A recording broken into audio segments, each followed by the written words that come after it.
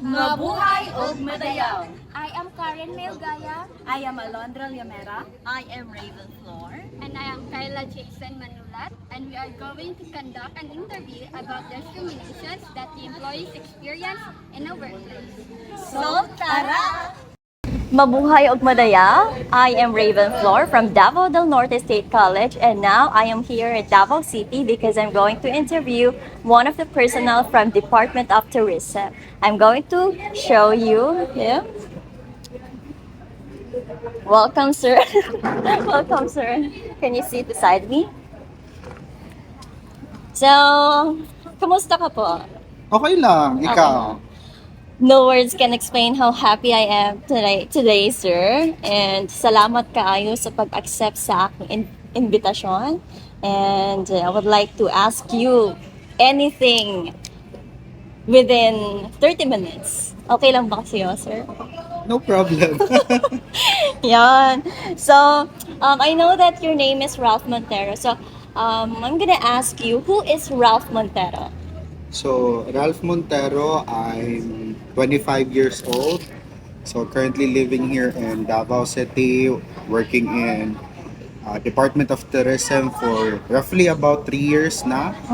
3 years. So, it's been up and down on my whole life. So, being working as student as well.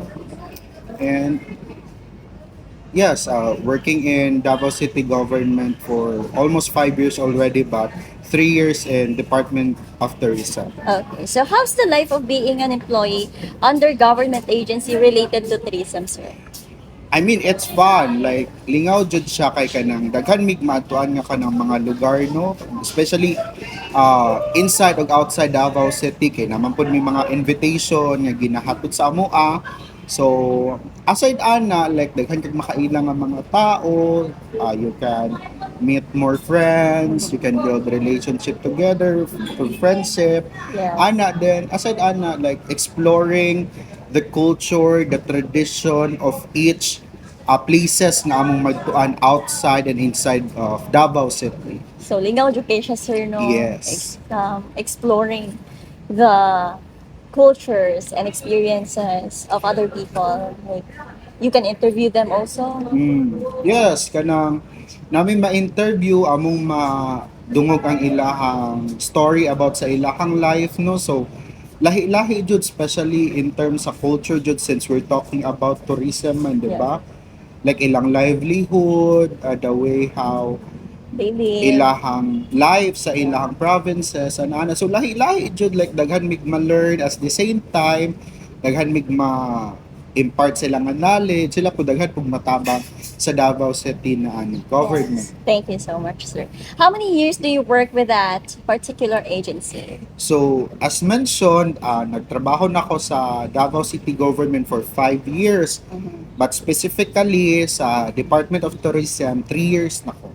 3 years. Okay. In your own words, what is discrimination? So, discrimination siguro, pinaka-simple word to describe it is about bullying. Bullying. Diba? Bullying. So, Aside from bullying, unsa pa man, sir? kung i-incline na to siya sa tourism, I think like being culture shock and not accepting the culture of each one another or their tradition. So, like, matuta sa laing lugar niya, wata na anad, mabaguhan ta nga, uy, murag maka-judge ta. So, sunod ang discrimination. Yes. Yes, thank you so much, sir. So, did you experience discrimination in your workplace before? Until now? Yes, of course. Naaga po yung mga discrimination mahitabo usahay, especially nga kanang ano no like. So, unsa man to siya nga mga discrimination, sir? Can you share a specific incident or experiences where you felt discriminated against or witnessed discrimination in your workplace within tourism industry? Oh, like I mean like traditionally or like kanang murag nakasanayan na basta naka sa syudad kay murag sige party ana ba, then when you go to other provinces or within Davao City nga katong nasa rural areas, ana murag lahi ang ilahang style of living ba, so wala tanaanad nga naa sa mga syudad nagpuyo nga kita kay hala ka ng go with the flow, pero pag nata sa ilaha kanang murag simple living lang ana ba, we're not used to it kumbaga ing ana nga lifestyle sa ilaha. So, unsa man imong ma-feel ana, sir? If ever maka-feel kag discrimination from rural area, those people who lived in rural area. Also, of course, di ba, sometimes ma-feel na to nga kanang murag lahi ilang pagtanaw sa ato like kanang liberated kaayo ing ana. But somehow dili man Especially sa imuhang gender identity. Yes. So especially sa part sa LGBTQIA+ community no kanang lahi ra gyud ang ilahang pagtan-aw, especially pag nakasisigdan like all out kay ka nga pagkatao ing ana ko. So mo na one of the discrimination nga ako nadawating ana, especially pag being part of the LGBTQIA.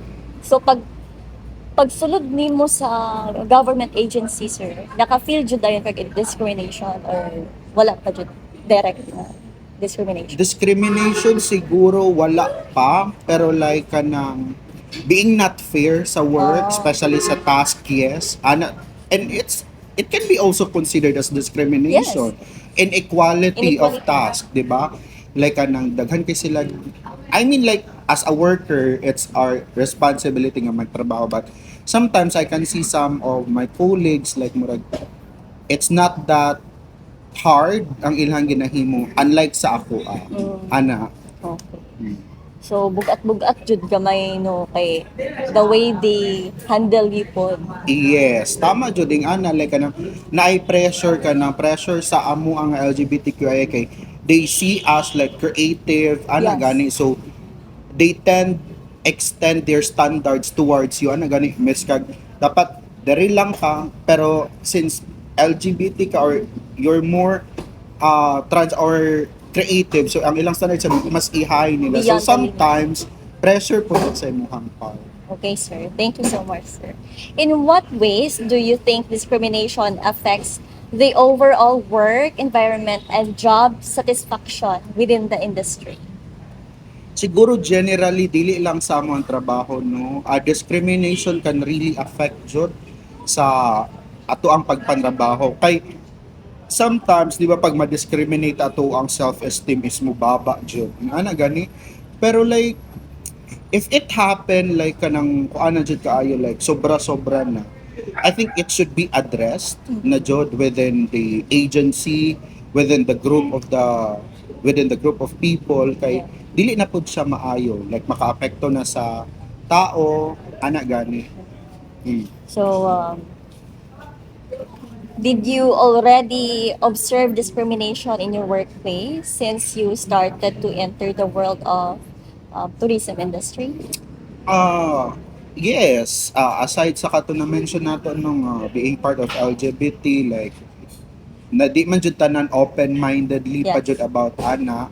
Sometimes makaana silang the way how I act, the way how I show to them my personality, like overwhelming kaayo para sa ila. Pero I show them who really I am. Like ana lang, just be true to who you are. And sometimes man pod sa among ang sa work na mo specifically diri sa Davao City, as much as possible is 0% discrimination na jud among gina-tolerate dire kay para I mean equal lang manggutang tanan ba, tao lang ba tanan, ina lang. Have you personally taken any actions or initiative to combat discrimination within your workplace? Or industry as a whole? Like take ba kag actions? Actions, yes, within myself. Like gi-address jud na ako siya sa katong someone based on my previous experience, like previously na experience na ako nga nabully, so gi-address na ko tong tao. Like I mean like dili gikasok like I mean murag nag-share lang ko bang being LGBTQIA+ as part of the tourism agency, like dako kayo ako ang part as employee pa jud ko sa government, di ba? Like I show to all the people sa Davao City and outside Davao City nga kanang akong personality nga ginadala na ako siya ba towards I'm bringing the name of Davao City inside and outside. So mo na akong ginapakita, so I'll show them as a role model. Anak. Yes, thank you so much, sir. So, do you have a friend in the workplace that possessed different culture from your culture? Yes, indeed, a lot. Like, I mean, kanang specifically, like, number one dyan is a way of living and Yeah. habit. Ana, gani, guro, like, kanang, Because you're in the naanad city ko nga naman. ing ani akong buhaton, siya kay lahi pod. So, murag dito na ay misunderstanding or na adjay gapses between sa duha kay di man mo parehag wants god ing ana ba or needs lahi-lahi jud, so siguro dito lang na ay gaps. Pero magkasinabot gihapon mo. Oh, pero at the end of the day, like, you should understand each other kay sa isa lang mo ka-agency nag-work within tourism. So, of course, as a group, di ba, you should work as one. Yes. Para maakpot ang common. Yes. Have you noticed any changes or improvements in workplace diversity and inclusion efforts over the years? Siguro, yes. Yeah. For 3 years working in Department of Tourism here in Davao City, basically a lot of diverse things happened already, unlike sa nagsugod pa lang ko. Yeah. Like, specifically about discrimination, ana, like, for 3 years, like, so far, kato pa lang jud isa ang na-experience na ko. Apart from that, wala na jud nahitabo as far as I can remember. So, I think kana po damo na develop like diversity between cultures and tradition between each other, the do's and don'ts between each other, ana ba, and try to understand each other as well. Especially kay nagakonduct pud mong interview, sir, no? Yes, of course, nami mga kanang maglakaw mi sa ubang lugar, magkandak mig interview to learn other cultures and tradition as mo jud na ang role sa tourism jud as Yes. we promote our place, ana jud, the food, the culture, the tradition, the way of living. Yes. That's our main goal jud sa Department of Tourism. So isa pud ka sa mga murag artista dyan sa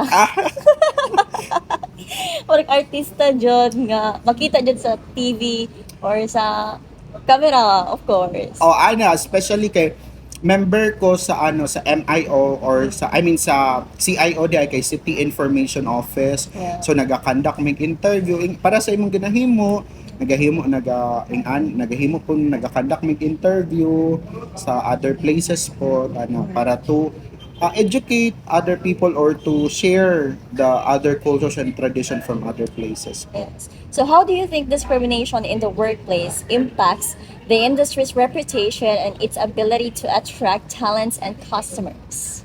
Oh, 'di ba, as mentioned earlier kanang being part of LGBTQIA, so sometimes kanang we tend to not to open up ourselves gani kay we tend to hold back ourselves kay mahadlok ka nga maano ba like ma-judge sa ubang tao, especially kami as a public servant. Like di man pwede nga nagtrabaho pa jud ka government, so dili pwede like ka nang kuan kay ka like pada ana kalain ni like di So ba? work-life balance. Oh, na ana dapat. jud. Tapos as a public figure dapat bahimo jud kang role model. Yeah. Ana jud ang goal. So, can you provide examples of any policies or initiatives your workplace has in place to address discrimination or promote diversity and inclusion? Siguro it's not that big pero we start from from our agency, especially in Department of Tourism, nga we tend to have more LGBT na karon sa especially sa among agency kay I mean like the way how they share their happiness towards other person, like the good vibes they bring, di ba, like lahi ra jud ang impact ba ya pag tapos like the way how they work as well or how we work as well, like passionate jud, dedicated sa work. So, mo Nga na na. pinaka-first nga policy, Jud. Yes, like open na jud, especially sa among agency jud amo ang pinakadaghan jud og part sa LGBT, like we tend to have them more ana jud, like that's our goal jud. So, since you experienced discrimination, how did you cope with or respond to the discrimination you experienced or observed? So, were there any support systems in place? Siguro support system, yes, within the government policy, city policy, like zero tolerance of bullying, especially sa school, gina-implement nato na siya. Yeah. So, kana lang guro as one of the biggest nga rules and regulation nga na-implement sa government. Okay, thank you so much, sir. Mo dyan yung pinaka-last nga question. And, okay, what advice would you give to individuals or organizations looking to create a more inclusive and equitable work environment in the hospitality and tourism sector? Advice, I Yes. think to be more open-minded and competent enough to each one another. Like I mean, especially on our work as being part of the Department of Tourism, like uh, we should explore more, especially pag nata diha nga ahensya no kailangan nahibal-an or kabalog yun ta sa unsa ang ato ang ginaistorya, unsa ang ato ang gina-share sa ubang tao kay as part of the Department of Tourism, it is our goal or it is our main mission nga mahibalan sa tibuok tao nga ingani ang usa ka lugar, ingani atong tradition and culture, our hobbies, our daily lives, ingana. So, dapat jud mag-respect jud ta sa usat-usa. Yes, correct. Thank you kaayo, sir. Salamat kaayo sa pagtambong o pag-accept sa akong invitation. Wala problem. And I'm very grateful to have you here. And unta, i-bless pa ka ni Lord. And of course, dagan pa untang blessings nga mabot sa imo, sir. Of course, Thank you. mas mailhan pa ka sa mga tao within Davao City. Of course, unta pod outside Davao City. Yes. Thank you. Thank you so much, sir. And dati may kanila ko yatag, sir, ha? Ay, okay. na Thank you. kayo, sir. Wala problem. Okay man siguro ang coffee lang, sir. Yes. Coffee is the best. Yes. Thank you kaayo sa pagpaminaw sa among interview. Again, this is Raven from Davao del Norte State College. And salamat. Ingat po kayo.